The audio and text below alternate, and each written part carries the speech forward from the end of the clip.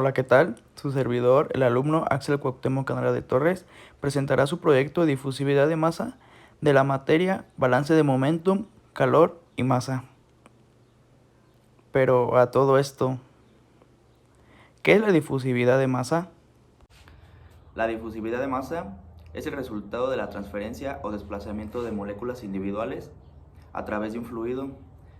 Esto debido a sus movimientos desordenados.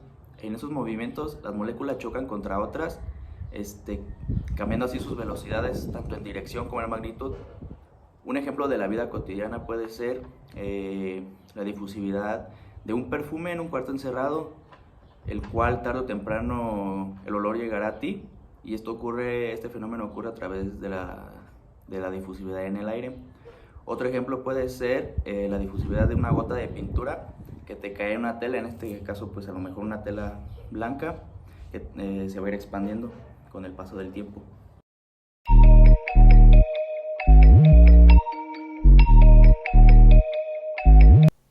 Se va a necesitar algo para delimitar las alturas de 1 centímetro.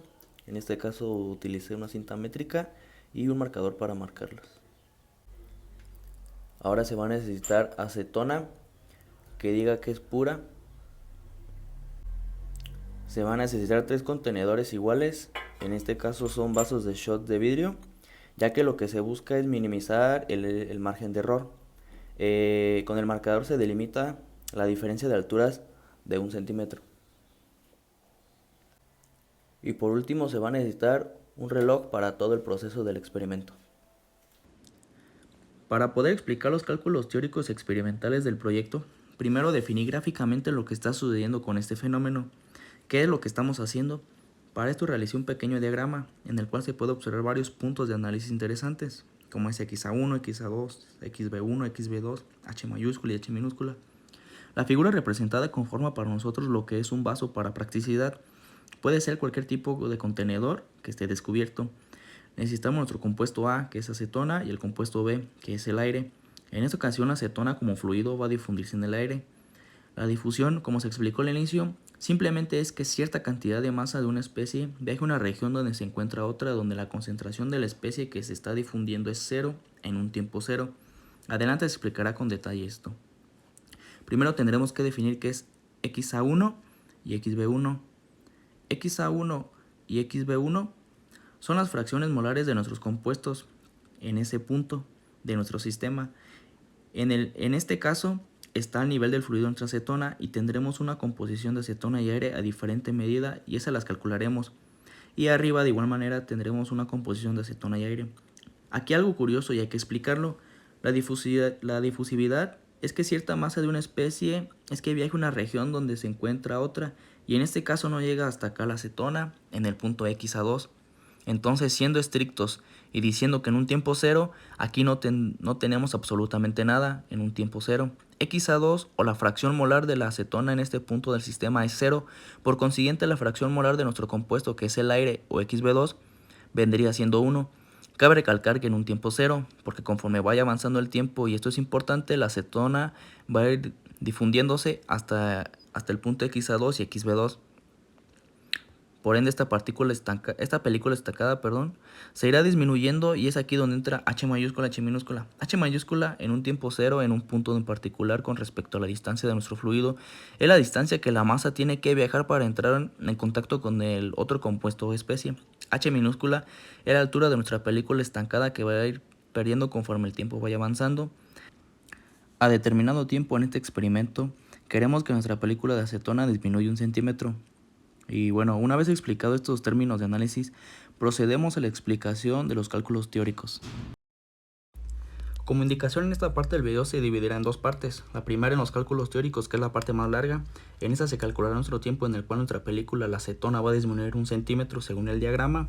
Esto se determinará teóricamente, y la segunda parte del video se desarrollará experimentalmente con un tiempo obtenido y se comparará para ver qué tanto varió. Se empezarán los cálculos teóricos, calculando el coeficiente de difusividad teórico. Ese se calculará en base a la teoría de estados correspondientes, en el cual se hará uso de esta fórmula, y de los datos de las presiones críticas de nuestros compuestos, como es el aire y la acetona, sus pesos moleculares correspondientes, sus presiones y temperaturas de operación y los dos coeficientes de corrección. Estos son dependientes del tipo de compuesto que se va a difundir. En este caso elegí los polares, ya que en particular, como es acetona y es un solvente en el cual hay una cierta discrepancia en el sentido de que se puede considerar como solvente polar y apolar debido a que tiene un momento de polar muy bajo. Esto podría generar un índice de error entre comillas. Aún así es el más adecuado según bibliografía y fuentes de información. Se hace posteriormente la sustitución de datos y con el manejo de unidades adecuado y un análisis dimensional correcto nos da como resultado nuestro coeficiente de difusividad teórico de 0.142645.911. Posteriormente se tendrá que calcular la concentración de nuestro compuesto a difundir. En este caso se utilizó la siguiente fórmula para calcular los moles sobre centímetro cúbico. En este caso, de igual manera, utilicé esta constante universal de los gases para el manejo de unidades saliera adecuado, que es de 82.06. En la presión atmosférica de mi comunidad Casa Cuarán, se prosigue la sustitución de datos y por la regla del sándwich, nos queda como resultado nuestra concentración de acetona, que es 4.086 por 10 a la menos 5 mol sobre centímetro cúbico. Ahora se calculará la presión de saturación, que fungirá como presión parcial y nos ayudará en unos cálculos más adelante. Se utilizó la fórmula de Antoine obtenida del libro Smith-Libanis, donde se tomaron los valores de las constantes. Tenemos la temperatura de operación para obtener la presión parcial, que es a 27 grados centígrados.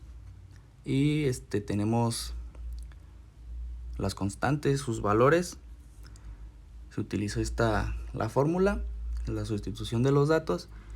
Y en el resultado se hizo la conversión de kilopascales, debido a que en esta fórmula el resultado nos lo arrojó en kilopascales, que en este caso yo lo transformé a atmósferas.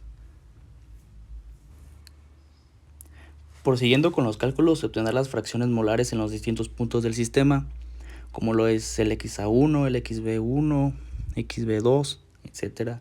Aquí se hará uso de la presión de saturación obtenida anteriormente y se tomará como presión parcial de nuestro compuesto, ya que basándonos en los principios de fisicoquímica también nos dice que para poder obtener la fracción molar de un compuesto lo podemos hacer dividiendo su presión parcial sobre la presión absoluta del sistema, que en este caso vendría siendo el XA1, sus valores, la sustitución, y nos arroja el valor adimensional, ya que es una fracción molar.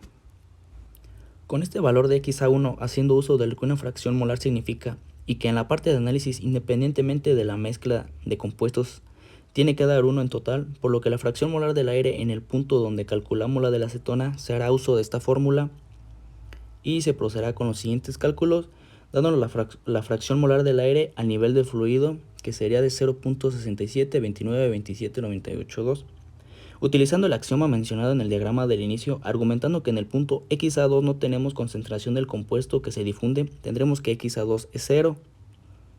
Por lo consiguiente, XB2 sería 1 menos 0 y la fracción molar de nuestro compuesto B, que es el aire en ese punto del sistema donde delimita, sería igual a 1, lo que nos representa que en esta región está totalmente dominada por aire.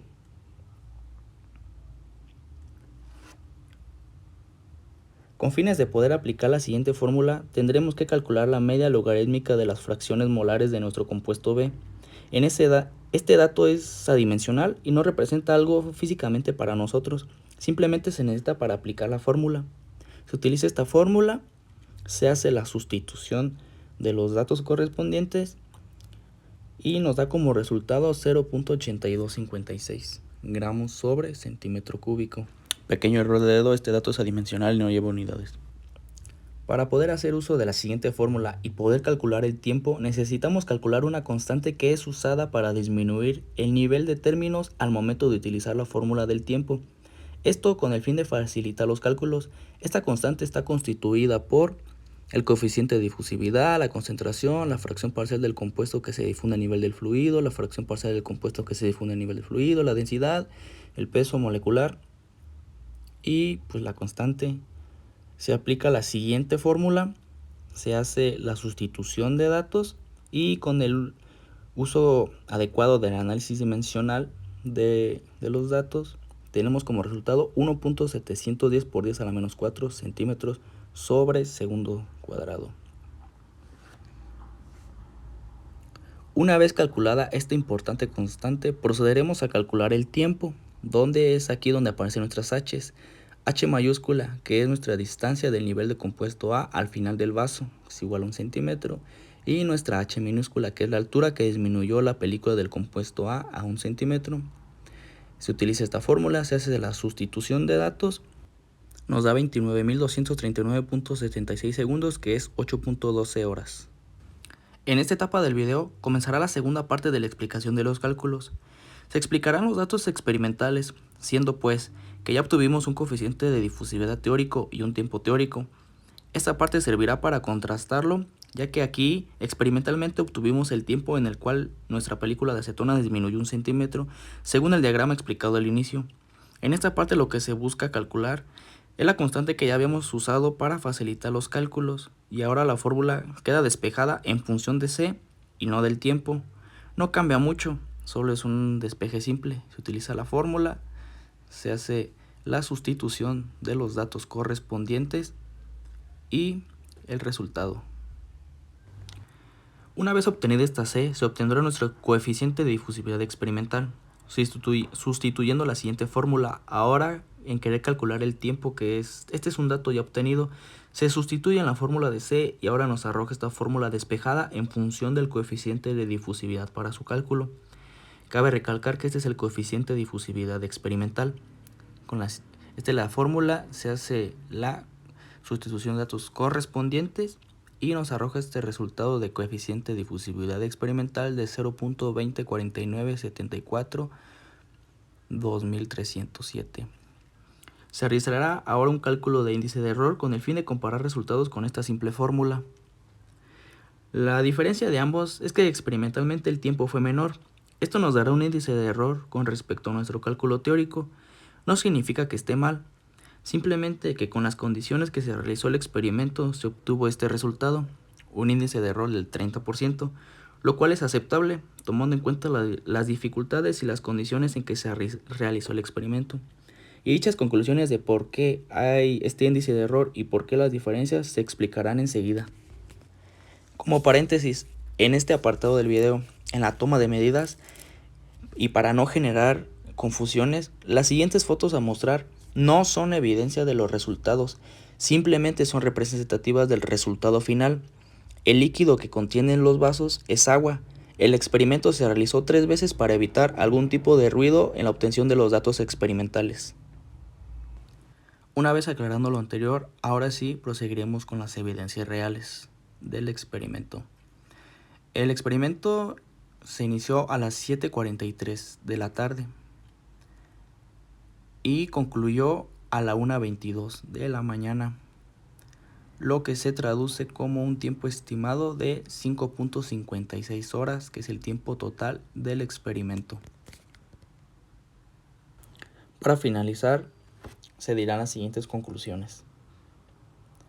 Al finalizar los cálculos se puede observar que tenemos una diferencia de 0.06 entre el coeficiente de difusividad teórico y el experimental, obteniendo así un 30% de error en nuestro experimento. Este porcentaje de error del experimento se da por las siguientes razones. Número 1. La temperatura. Durante todo el tiempo, la temperatura estuvo cambiando, lo cual afecta directamente a nuestro valor del coeficiente de difusividad.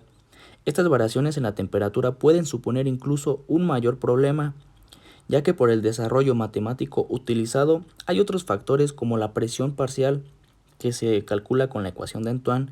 Al momento del desarrollo de los cálculos, este factor va a inferir, ya que el fenómeno no es lineal y se observa que una diferencia de, por ejemplo, 2 grados centígrados, el coeficiente de difusividad puede cambiar hasta 0.05 con respecto al resultado real, lo que en tiempo se traduce como una diferencia de aproximadamente 1 hora y media.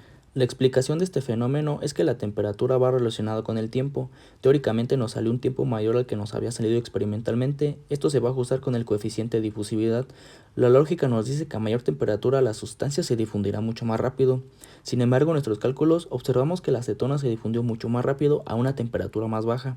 Esto significa que el coeficiente de difusividad era más alto. El ajuste de la temperatura se verá relacionado completamente al coeficiente de difusividad. Número 2. La pureza de la acetona. Aunque me asegurara que la acetona fuera pura, sabemos que este nivel de pureza es difícil y costoso de conseguir, por lo que más seguro es que terminara trabajando con acetona no tan pura. Número 3. La polaridad de la acetona. La acetona se puede tomar como un solvente polar y apolar debido a que su polaridad es demasiado baja. Como ejemplo, en el agua sucede algo similar, y en este caso sucede que los puentes de hidrógeno le aportan muy poca polaridad al agua, lo que hace que tienda a considerarse como un solvente polar, aunque también podría funcionar como apolar. Esto sucede también en el caso de la acetona. El enlace del grupo carbonilo con el oxígeno hace que esa polaridad aumente y su momento dipolar es tan pequeño que estrictamente hace a la molécula polar, aunque también puede considerarse polar. En este experimento utilicé la fórmula de estados correspondientes suponiendo que la acetona tiene un comportamiento polar. Y número 4. Las constantes de los estados correspondientes de la acetona obtenidos de la bibliografía del libro de Beer pueden variar de autor. Con todas estas implicaciones se obtuvo una diferencia entre los resultados de los coeficientes de difusividad real y teórico relativamente significante. El porcentaje de error es mínimo. Con esto podemos concluir que los resultados son coherentes.